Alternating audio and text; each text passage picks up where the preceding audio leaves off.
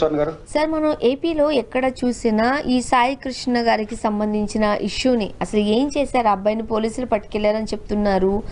ఆ తల్లి యొక్క ఆవేదన మనం చూస్తూ ఉన్నాం. బ్రతికుంటే కోర్టులో హాజరుపరచండి, ఒకవేళ లేడు అని అంటే శవమై ఇవ్వండి, లేదు మీరు ఇంకేదన్నా చేశారంటే ఆ బూడిదన్నా నాకు ఇచ్చేయండి అంటూ ఆ తల్లి పడే వేదన రోదన వర్ణనాతీతంగా ఉంది. బట్ ఇప్పటికీ ఆ సాయికృష్ణ విషయంలో ఏం జరిగిందో తెలియట్లేదు.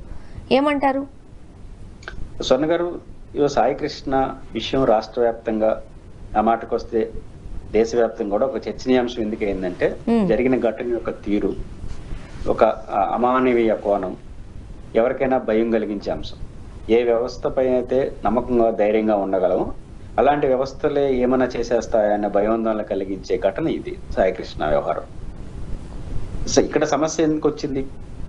సాయికృష్ణ గారికి సంబంధించి అరెస్ట్ చేసినారా లేదా, బతుకున్నాడా లేదా, చనిపోతే ఎవరి వల్ల చనిపోయినారు, ఇట్లాంటి చర్చలు నడుస్తున్న సమయంలో కోర్టులో ఇప్పుడు ఏమని చెప్పారు?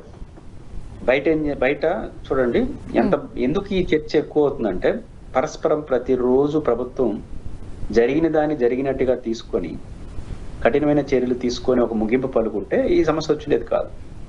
కానీ ప్రతి ఘటన, ప్రతి నిర్ణయం అనేది అనుమానాలు తావిచ్చేట్టుగా ఉంది. మాకేం సంబంధం అన్నట్టు మాట్లాడారు. ఫస్ట్ అరెస్ట్ చూపించలేదు, ఏమయ్యారో తెలియదు అన్నారు. అంటే అరెస్ట్ చూపించట్లేదంటే పోలీసులకు సంబంధం లేదని చెప్పడం.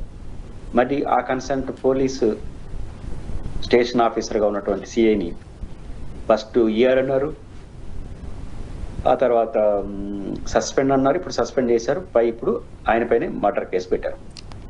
సస్పెండ్ చేశారు అని అంటే ఎక్కడో ఆయన ఏదో చేశారని ఒప్పుకుంటున్నట్టే కదా. సస్పెండే అనుకుంటే ఇప్పుడు కేసు చూస్తే మర్డర్ కేసు అంటే ఆయనకి మర్డర్, పోలీసులు ఎట్లా మర్డర్ చేస్తారు మామూలుగా ఆలోచించినప్పుడు. కాబట్టి ఈ మొత్తం ఎపిసోడ్ లో ఇప్పుడు సాయికృష్ణ అనే అంతం సజీవంగా లేడని అనుకోవాలి.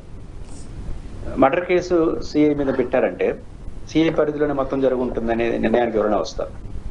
వచ్చినప్పుడు ఆయన అడిగితే అన్ని విషయాలు చెప్తారు కదా, ఏమైనారు ఏంటని.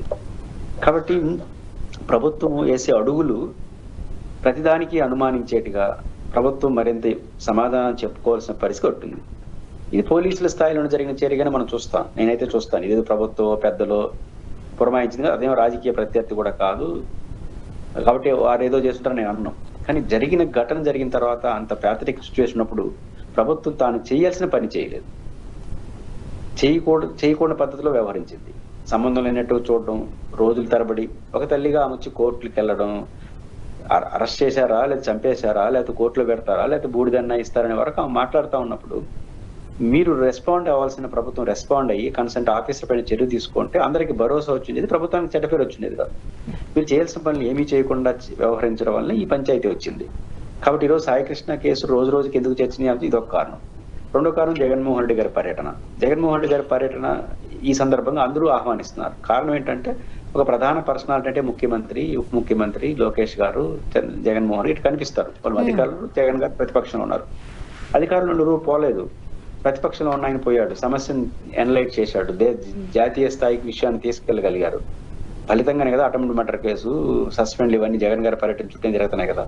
కాబట్టి జగన్ గారి పర్యటన అనేది భరోసా ఇవ్వడం కాదు, సమస్య పరిష్కారానికి ఒక హెచ్చరిక లాగా చేశాడు అనేది కూడా వచ్చింది. కాబట్టి జగన్ గారి పర్యటన జరగడం మంచిది అనిపించింది.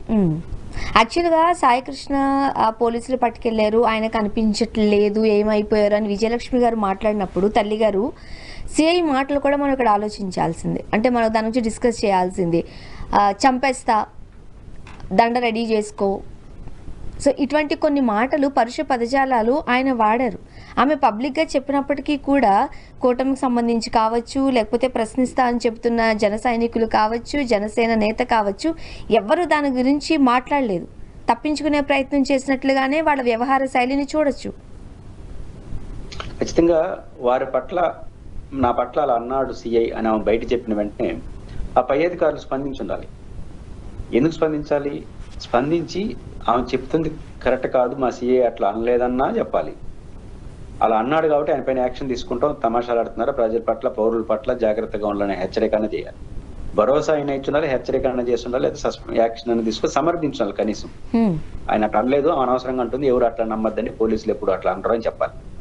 తను చేయాల్సిన పనులు పైన అధికారులు చేయకపోవడం వల్ల అతను చేసిన శాస్త్రలకి ఎక్కువ ప్రాధాన్యత వచ్చేసింది. కాబట్టి అసలు పోలీస్ అయినా ఇంకోరైనా ఒక పౌరుణ్ణి వారు వ్యక్తిగతంగా శిక్షించడానికి వాళ్ళెవరు? విచారించే బాధ్యత పోలీసుది, శిక్షించాల్సిన బాధ్యత కోర్టుది, అమలు చేయాల్సిన బాధ్యత జైలుది. అంటే ఎవరి పని వాళ్ళు చేయాలి. వాళ్ళ పని మేము చేస్తామంటే ఎట్లా? ఇట్లా చేసుకుంటూ పోతే దీనికి ముగింపు ఎక్కడ ఉంటుంది? ఈ తరహా వ్యాఖ్యలు, ఈ తరహా మాటలు ఎంత ప్రమాదకర పరిస్థితులు తీసుకొస్తాయి. ప్రజలకు అభద్రతా భావం వస్తుంది, భయకంపితులు అవుతారు. అదనంగా సాధారణ ప్రజలు వ్యవస్థ పట్ల విశ్వాసం పోతుంది. అల్టిమేట్ గా ప్రభుత్వం